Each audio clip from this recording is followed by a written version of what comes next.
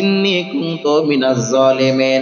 ও দয়ার মালিক, দুনিয়ার ভিতরে আমি নিজের নফসের উপরে জুলুম করেছি। আমি নিজের নফসের উপরে জুলুম করার কারণে আমি আপনার কাছে ক্ষমা চাইতেছি। আল্লাহ, মেহেরবানি করে আপনি আমাকে ক্ষমা করে দেন। এই আওয়াজটা এবার ফেরেশতাদের মাধ্যমে আল্লাহর কাছে যখন পৌঁছানো শুরু হয়ে গেল, ফেরেশতারা এবার আল্লাহ রাব্বুল আলামিনকে ডাক দিয়ে জানাবেন, ও দয়ার মালিক, এই যে ক্ষীণ একটা আওয়াজ আসতেছে, রব্বানা যালামনা আনফুসানা ওয়া ইল্লাম তাগফির লানা ওয়া তারহামনা লানাকুনান্না মিনাল খাসিরিন। আমরা বিপদে পড়লে আল্লাহর কাছে এই দোয়াটা পড়ে পড়ে আমরা দোয়া করি রে বান্দা। ইউনূস নবী বলতে লাগলেন, লা ইলাহা ইল্লা আনতা সুবহানাকা ইন্নী কুনতু মিনাজ জালিমিন। ও দয়ার আল্লাহ, আমি আমার নিজের নফসের উপরে জুলুম করলাম। আল্লাহ, মেহেরবানি করে আপনি ক্ষমা করে দেন, মেহেরবানি করে আপনি আমাকে মাফ করে দেন। এই আওয়াজটা এমন ভাবে যখন ফেরেশতারা আল্লাহকে ডাক দিয়ে জানায় দেন, আল্লাহ, এই আওয়াজটা কার হতে পারে? বড্ড পরিচিত আওয়াজ মনে হইতেছে, মনে হইতেছে এই ভয়েসটা, এই শব্দটা দুনিয়ার কোনো সাধারণ মানুষের হতে পারে না। আল্লাহ পাক এবার ফেরেশতাদের ডাক দিয়ে জানায় দেন, ও আমার ফেরেশতারা, তোমরা কি জানো না এই আওয়াজটা আমার ইউনূস পয়গম্বরের? আমার ইউনূস পয়গম্বর সেই মাছের পেটের ভেতরে যাওয়ার পর আমি আল্লাহকে বিন্দু পরিমাণে সে ভুলে নাই, আমি আল্লাহকে বিন্দু পরিমাণে সে ভুলে যাই নাই। আমি আল্লাহ ইউনূস পয়গম্বরকে ভুলতে পারি না। এবার ফেরেশতারা আল্লাহ রাব্বুল আলামিনকে ডাক দিয়ে জানাবেন, ও দয়ার মালিক, তাহলে আপনার পয়গম্বরকে আপনি দুনিয়াতে পাঠিয়ে দেন। আল্লাহ রাব্বুল আলামিন এবার মাছকে আদেশ করলেন, ও মাছ, দ্রুত ইউনূস নবীকে তার কিনারায় পৌঁছায় দাও। মাছ এবারে ইউনূস নবীকে বহন করিয়া করিয়া করিয়া সাগরের নদীর এক কিনারায় গিয়ে মাছ বমি করে দিলেন। ইউনূস পয়গম্বর পরিপূর্ণ মাছের পেট থেকে বাইর হয়ে গেলেন। আল্লাহ রাব্বুল আলামিন চাইলে সম্ভব কি সম্ভব না? আসিয়া আলাইহিস সালাতু ওয়াস সালামকে এত পরিমাণে কষ্ট দিল ফেরাউন, আসিয়াকে এত পরিমাণে নির্যাতন করলো, এত পরিমাণে জুলুম করো ফেরাউন, বিন্দু পরিমাণে ঈমান নামক দৌলত তাকে আসিয়া ছাড়ে নাই রে বান্দা। আসিয়াকে আল্লাহ রাব্বুল আলামিন জানিয়ে দিলেন, ও আসিয়া, বিন্দু পরিমাণে কোনো টেনশন তোমার করা লাগবে না। ফেরাউন তোমাকে নির্যাতন করেছে, ফেরাউন তোমার উপরে জুলুম করেছে, এই সময় তুমি আমি রবকে বিন্দু পরিমাণে ভুলো নাই। মনে রাখবা আসিয়া, আমি আল্লাহ তোমাকে ভুলি না। ইন্নাল্লাযীনা ক্বালু রাব্বুনাল্লাহ, যারা রবকে রব বলে স্বীকার করেছে, যারা আল্লাহকে রব বলে স্বীকার করে নিয়েছে, সুম্মাস্তাকামু, এই স্বীকারের উপরে, বিশ্বাসের উপরে যারা ইস্তেকামত থাকবে, ফালা খাউফুন আলাইহিম ওয়ালা হুম ইয়াহজানুন, তাদের আর বিন্দু পরিমাণে কোনো ভয় নাই, কোনো টেনশন নাই।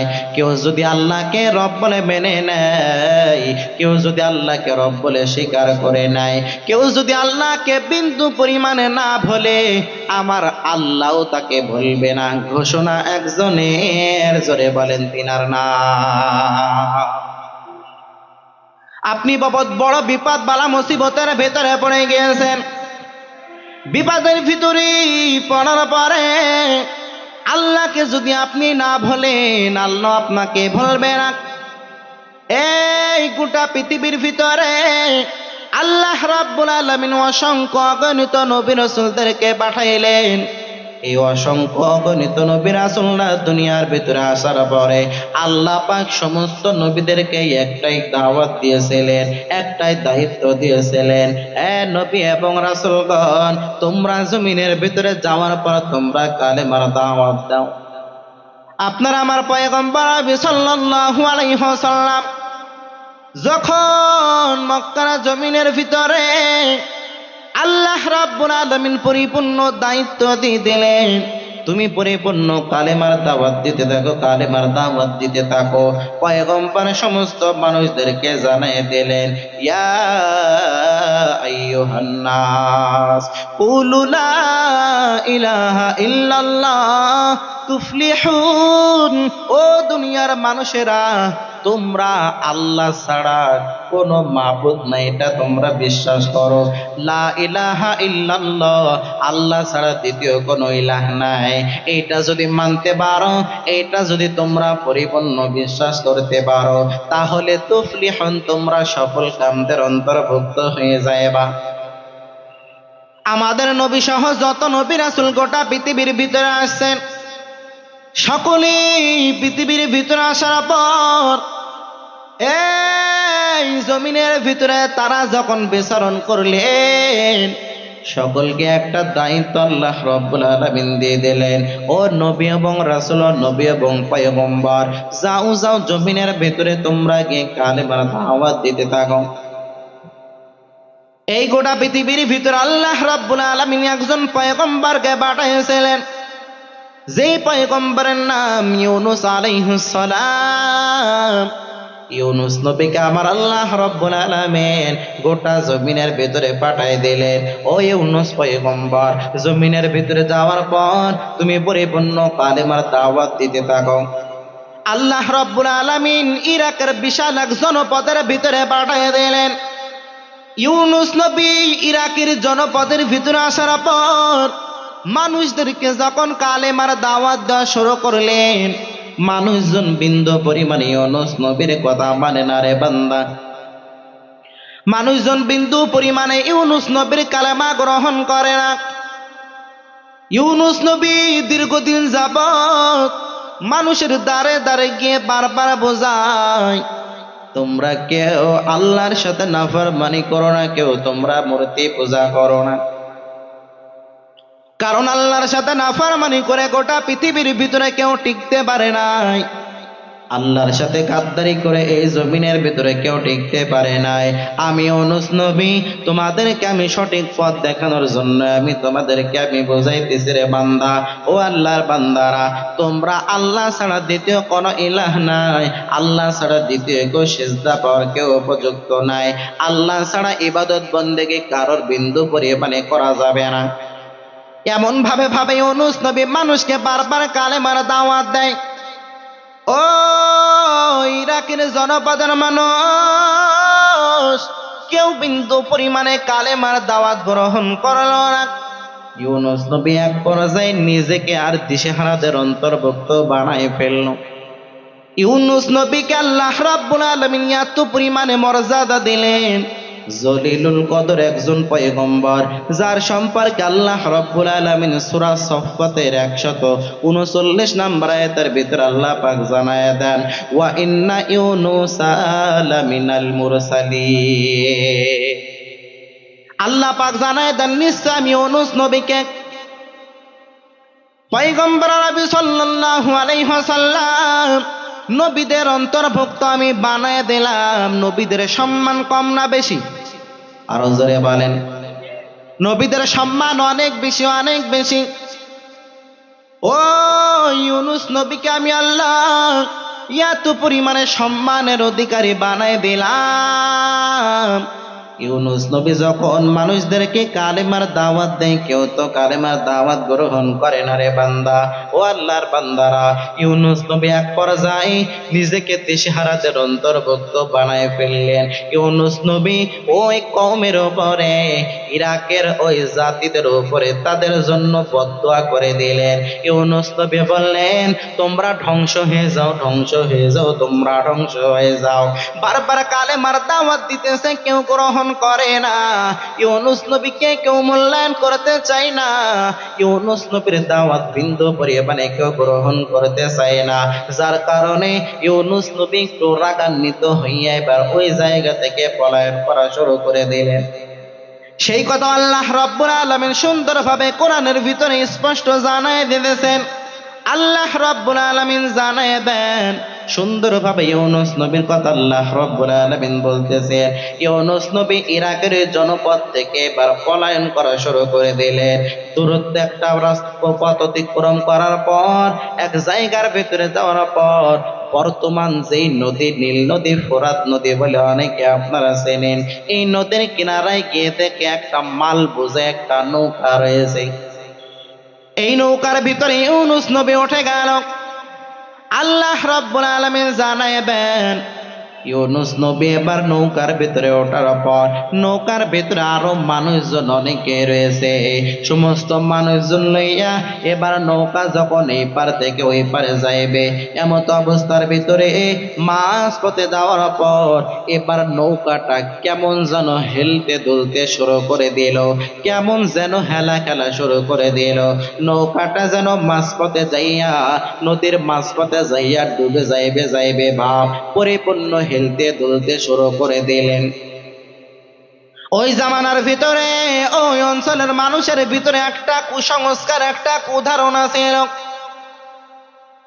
এই সাগরের ভিতরে আসার পর যদি আমাদের নৌকা বা আমাদের ট্রলার গুলো যদি ডুবে যাওয়ার কোনো পরিকল্পনা আমরা দেখি, ডুবে যাওয়ার কোনো আমরা চিহ্ন যদি পাই, তাহলে বুঝতে হবে আমাদের নৌকার ভেতরে এমন একজন মানুষ আছে যে তার মনিবের কথা বিন্দু পরিমাণে মানে নাই, যে তার মালিকের কথা বিন্দু পরিমাণে মানে নাই। এমত অবস্থার ভেতরে তারা এবার কি শুরু করলেন, তারা এবার চিন্তা ভাবনা শুরু করে দিলেন, আমাদের নৌকার ভেতরে কে এমন রয়েছে যে তার মালিকের কথা মানে নাই, যে তার মনিবের আদেশ নিষেধ গুলো মানতে পারে নাই।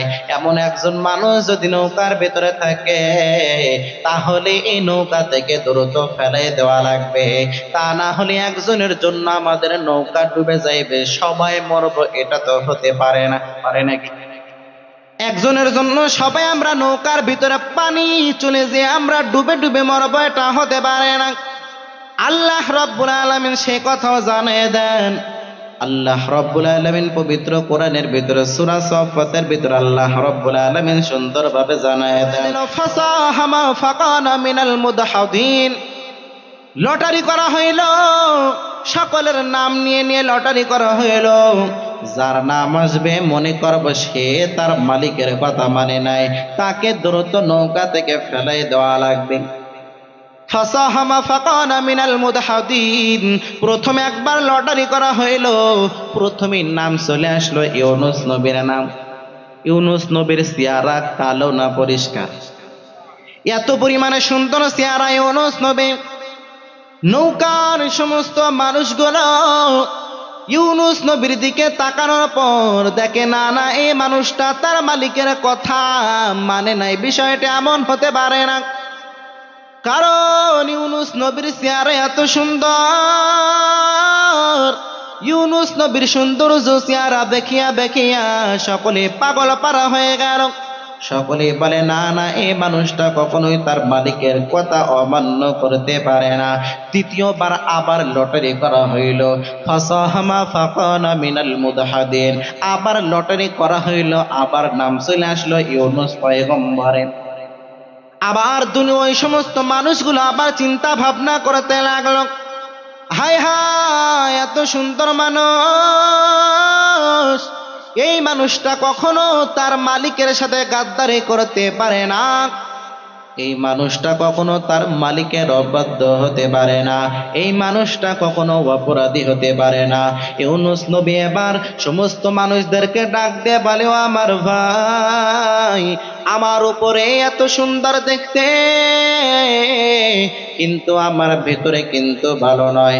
আমি তো আমার মালিকের সাথে গাদ্দারি করেছি, আমার মালিক আমার দায়িত্ব দিয়েছিল, দায়িত্ব আমি পালন করতে পারি নাই। আমার মালিক আমার একটা আদেশ করেছিল, সে আদেশ আমি বিন্দু পরিমাণে মানি নাই, বরং আমি নিজেকে হতাশার অন্তর্ভুক্ত বানায় আমি সেখান থেকে বিদায় নিয়ে নিলাম। নৌকার মানুষজন বলে না, আপনি এত সুন্দর, আপনার চেহারা এত সুন্দর, চেহারার অধিকারীর মানুষ তার মালিকের সাথে গাদ্দারি করতে পারে না। ফাসাহামা ফাকানা মিনাল মুদহাদিন। আবার তৃতীয়বারের মতো আবার লটারি দিয়ে দেওয়া হলো, আবার নাম চলে আসলেন ইউনুস নবীর। এরপরে ইউনুস নবী চিন্তা ভাবনা করলো, আমার একার জন্য নৌকা ডুবে যাবে, সকলেই নৌকার ভিতরে ডুবে ডুবে মরে যাবে, এটা মানা যায় না। ইউনুস নবী এবার কি করলেন, নিজ পক্ষ থেকে এবার ওই পানির ভিতরে ঝাঁপ দিয়ে দিলেন, নিজ পক্ষ থেকে নদীর ভিতরে ঝাঁপ দিয়ে দিলেন। আল্লাহ রাব্বুল আলামিন এমত অবস্থার ভেতরে নদীর বড় একটা মাছকে জানায় দেন, ও মাছ দ্রুত যাও, ইউনুস পয়গম্বর আমার ইউনুস নবী সে পানির ভেতরে ঝাঁপ দিচ্ছে, দ্রুত তুমি তাকে গিলে ফেলবা। ইউনুস নবী যখন ঝাঁপ দিল, সাথে সাথে বড় একটা মাছ তাকে গিলে খাইতে বিন্দু পরিমাণে দেরি করলো না। ইউনুস নবী এবার মাছের পেটের ভিতরে ঢুকে গেল।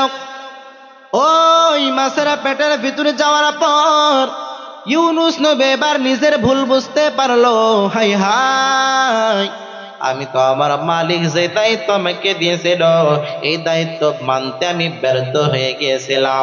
আমি আমার মালিকের দায়িত্বটা সুন্দরভাবে মানতে পারি নাই, যার কারণে আজকে আমার এই পানির ভেতরে ঝাঁপ দেওয়া লাগলো। পানির ভেতরে ঝাঁপ তো দিলাম, আবার মাছও আমাকে গিলে খেয়ে ফেললো। মাছ এত বড় মাছ, মাছটাকে গিলে একেবারে খেয়ে নষ্ট করে ফেলে নাই, বরংস এত বড় একটা মাছ ওই মাছের পেটের ভিতরে ইউনুস নবী যাওয়ার পর ইউনুস নবী মাছের পেটের ভিতরে সুন্দরভাবে হেফাজত রাখলেন। এই হেফাজত যে আল্লাহ পাক করলেন, এই কুদরত তো দুনিয়ার কোনো মানুষের হতে পারে না। এই কুদরত, এই ক্ষমতা একজনের, জোরে বলেন তিনি কে? কাদের কুদরত দারে বরকামাল, আনতা রব্বি আনতা হাসবি জুল জালাল, তুহি কাদের জলিলুল্লাহ জাহাদার, বহর হালে তুহি মেরা নিগাহদার। দুনিয়ার সমস্ত মানুষের দ্বারা যেটা অসম্ভব সেটা সম্ভব একজনের দ্বারা, জোরে বলেন তিনি কে? আরো জোরে বলেন তিনি কে? দুনিয়ার মানুষের ক্ষমতা যেখানে শেষ, আমার আল্লাহর ক্ষমতা সেই জায়গা থেকে শুরু। দুনিয়ার মানুষ এই ঘটনা শোনার পর চিন্তা ভাবনা করবে, এটা কেমনে সম্ভব, কেমনে সম্ভব, কেমনে সম্ভব। ও আল্লাহর বান্দারা, যেটা সম্ভব না সেটা সম্ভব করাই তো আমার আল্লাহর কাজ। এবার ইউনুস নবী মাছের পেটের ভিতরে দীর্ঘদিন থাকতে লাগলেন।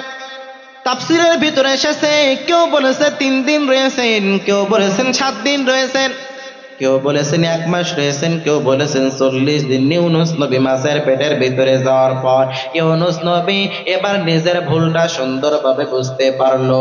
ইউনুস নবী মাছের পেটের ভিতরে যাওয়ার পর আল্লাহ রাব্বুল আলামিনকে বিন্দু পরিমাণে বলে নাই। ইউনুস নবী মাছের পেটের ভিতরে যাওয়ার পর মাছের পেটের ভিতরে ছোট্ট একটা জায়গা বানাই নিলেন। ওই জায়গার ভিতরে ইউনুস নবী নামাজ পড়া শুরু করলেন। সিজদার ভিতরে গিয়ে ইউনুস নবী এবার আল্লাহকে বললেন, লা ইলাহা ইল্লা আনতা সুবহানাকা ইন্নী কুনতু মিনাজ জালিমিন। ইউনুস নবী মাছের পেটের ভিতরে যাওয়ার পর আল্লাহকে ডাক দিয়ে জানাবেন, ও দয়ার মালিক, আপনি হলো পুত পবিত্র, আপনার মতো এত ক্ষমতাবান কেউ নাই, আপনার মতো ইবাদত পাওয়ার উপযুক্ত যোগ্য আর কেউ নাই, আপনি ছাড়া দ্বিতীয় কোনো ইলাহ নাই, আপনি ছাড়া দ্বিতীয় কোনো রব আর কেউ হতে পারে না। আল্লাহ, ইন্নী কুনতু মিনাজ জালিমিন, ও দয়ার মালিক, দুনিয়ার ভিতরে আমি নিজের নফসের উপরে জুলুম করেছি। আমি নিজের নফসের উপরে জুলুম করার কারণে আমি আপনার কাছে ক্ষমা চাইতেছি। আল্লাহ, মেহেরবানি করে আপনি আমাকে ক্ষমা করে দেন।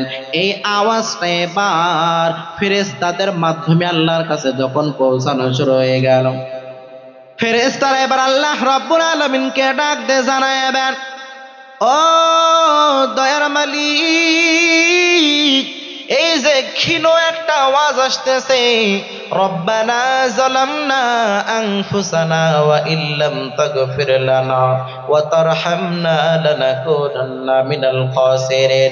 আমরা বিপদে পড়লে আল্লাহর কাছে এই দোয়াটা পড়ে পড়ে আমরা দোয়া করি রে বান্দা। ইউনূস নবী বলতে লাগলেন, লা ইলাহা ইল্লা আনতা সুবহানাকা ইন্নী কুনতু মিনাজ জালিমিন। ও দয়ার আল্লাহ, আমি আমার নিজের নফসের উপরে জুলুম করলাম আল্লাহ, মেহেরবানি করে আপনি ক্ষমা করে দেন, মেহেরবানি করে আপনি আমাকে মাফ করে দেন। এই আওয়াজটা এমন ভাবে যখন ফেরেশতারা আল্লাহকে ডাক দিয়ে জানায় দেন, আল্লাহ এই আওয়াজটা কার হতে পারে? বড্ড পরিচিত আওয়াজ মনে হইতেছে এই ভয়েসটা, এই শব্দটা দুনিয়ার কোনো সাধারণ মানুষের হতে পারে না। আল্লাহ পাক এবার ফেরেশতাদের ডাক দিয়ে জানায় দেন, ও আমার ফেরেশতারা, তোমরা কি জানো না এই আওয়াজটা আমার ইউনূস পয়গম্বরের? আমার ইউনূস পয়গম্বর সে মাছের পেটের ভেতরে যাওয়ার পর আমি আল্লাহকে বিন্দু পরিমাণে সে ভুলে নাই, আমি আল্লাহকে বিন্দু পরিমাণে সে ভুলে যাই নাই। আমি আল্লাহ ইউনূস পয়গম্বরকে ভুলতে পারি না। এবার ফেরেশতারা আল্লাহ রাব্বুল আলামিনকে ডাক দিয়ে জানায় দেন, ও দয়ার মালিক, তাহলে আপনার পয়গম্বরকে আপনি দুনিয়াতে পাঠিয়ে দেন। আল্লাহ রাব্বুল আলামিন এবার মাছকে আদেশ করলেন, ও মাছ, দ্রুত ইউনূস নবীকে তার কিনারায় পৌঁছায় দাও। মাছ এবারে ইউনূস নবীকে বহন করিয়া করিয়া করিয়া সাগরের নদীর এক কিনারায় গিয়ে মাছ বমি করে দিলেন। ইউনূস পয়গম্বর পরিপূর্ণ মাছের পেট থেকে বাইর হয়ে গেলেন। আল্লাহ রাব্বুল আলামিন চাইলে সম্ভব কি সম্ভব না? তাহলে মাছের পেটের ভিতরে যাওয়ার পর ইউনূস নবী আমার আল্লাহকে বিন্দু পরিমাণে ভরে নাই। আপনি আমি ছোট্ট ছোট্ট বিপদের ভিতরে পড়লে আল্লাহ রাব্বুল আলামিনকে ভুলে যায়। আল্লাহ রাব্বুল আলামিন জানায় দেন, দুনিয়ার মানুষেরা, ওয়ালানাবলুয়ান্নাকুম বিশাইইম মিনাল খাউফি ওয়াল জুই ওয়া নাকসিম মিনাল আমওয়াল। আমি আল্লাহ রাব্বুল আলামিন অবশ্যই তোমাদেরকে পরীক্ষা করব। এক নম্বরে মিনাল খাউফ, আমি আল্লাহ পাক ভয়ের মাধ্যমে পরীক্ষা করব। ওয়াল জু, আমি আল্লাহ ক্ষুধার্ত দেওয়ার মাধ্যমে তোমাদেরকে পরীক্ষা করব। ও আল্লাহর বান্দারা, ওয়া নাকসিম মিনাল আমওয়ালি ওয়াল আনফুসি ওয়াস সামারাত, তোমাদেরকে ক্ষয়ক্ষতি দেওয়ার মাধ্যমে আমি আল্লাহ পরীক্ষা করব। ও খুলনা ডুমুরিয়ার মানুষ, একটু গভীর মনোযোগের কান লাগাই শুনবেন। ও আমার পর্দার আড়ালের মা, একটু মনোযোগের কান লাগাই একটু বোঝার চেষ্টা করেন রে মা। আল্লাহ পাক যখন ছোট্ট থেকে ছোট্ট, আদনা থেকে আদনা কোন বিপদ বালা মুসিবত যখন আমাদেরকে দিয়ে দেয়, তখন আমরা আল্লাহকে গালি দিয়ে দিয়ে এমন মানুষ আছে না? আল্লাহ পাক যখন দেখবেন কোন বিপদ বালা মুসিবত দেয়, অনেক সময় দেখা যায় ঝড়ের কারণে, বৃষ্টির কারণে আমাদের ধান আবাদ ফসলগুলো নষ্ট হয়ে যায়। যায় কি যায় না? আরো জোরে বলেন, যায়। অনেক সময় দেখা যায় শিলাবৃষ্টির কারণে মানুষের ধানগুলো, আবাদ ফসলগুলো সব মাঠে নষ্ট হয়ে পড়ে রয়েছে। এমত অবস্থার ভিতরে আমরা বলি যে আল্লাহ কি শুধু আমার আবাদ ফসলের দিকে তাকায়, আর কারোর দিকে তাকায় না? বলে কি বলে না? যখন গরু ছাগল মারা যায় তখন মানুষজন বলে অমুকের গোয়ালে 10-15টা গরু, অমুকের 15-20টা ছাগল, আমার গোয়ালে মাত্র 2টা গরু 2টা ছাগল। আল্লাহকে শুধু আমার গোয়ালের দিকে তাকাইলো, ওর গোয়ালের দিকে আল্লাহর চোখ যায় না? এরকম মানুষ বলে কি বলে না? বলে। এই কথাগুলো বলা যাবে না, কারণ মনে রাখতে হবে এই গরু তো আল্লাহ পাক আমাকে দান করেছেন, ঠিক না?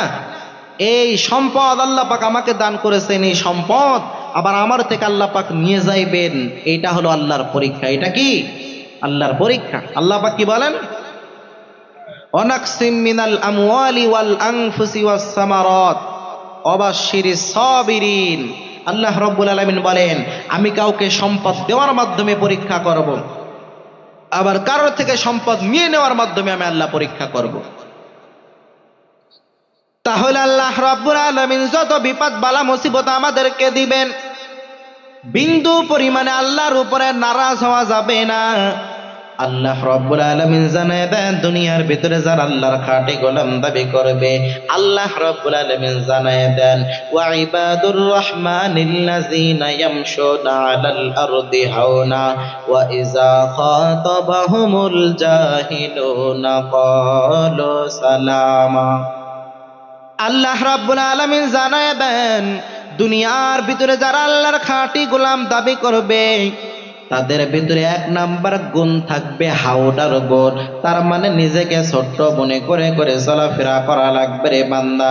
নিজেকে বিন্দু পরিমাণে বড়দের অন্তর্ভুক্ত বানানো যাবে না।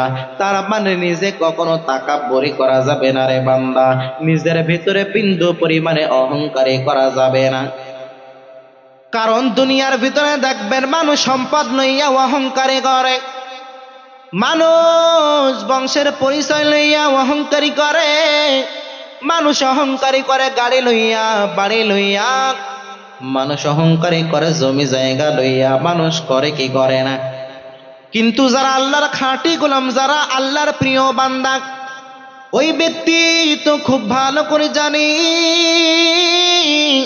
এই গাড়ির মালিক আসল মালিক তো আমি হতে পারি না, এই বাড়ির আসল মালিক তো আমি বিন্দু পরিমাণে হতে পারি না রে বান্দা। আমার জমি জায়গা বলি না কেন, বিন্দু পরিমাণে জমি জায়গার মালিক আসল মালিক আমি হতে পারি না। কারণ আমি যখন আজরাইল যখন এসে আমার জানটা কবজ করবে, আমার গাড়ির জায়গায় পড়ে থাকবে, আমার বাড়ির জায়গায় পড়ে থাকবে রে বান্দা। আমার জমি জায়গার জায়গায় পড়ে থাকবে। আমি যখন অন্ধকার কবরের দেশে যখন রওনা করব, আমার সন্তান আমার আপন থাকবে না, আমার মা বাবা আমার আপন হবে না, আমার স্ত্রী বিন্দু পরিমাণে আমার আপন হবে না। যার কারণে দুনিয়ার ভিতরে অহংকারী করা যাবে না রে বান্দা। সর্বদাই নিজেকে ছোট্ট মনে করে করে করে চলা লাগবে রে বান্দা। দুনিয়ার ভিতরে কোন মানুষের তারা অহংকারী মানায় না। কারণ অহংকারী যদি কেউ করতে চায় তাহলে একজন পারে, জোরে বলেন তিনি কে?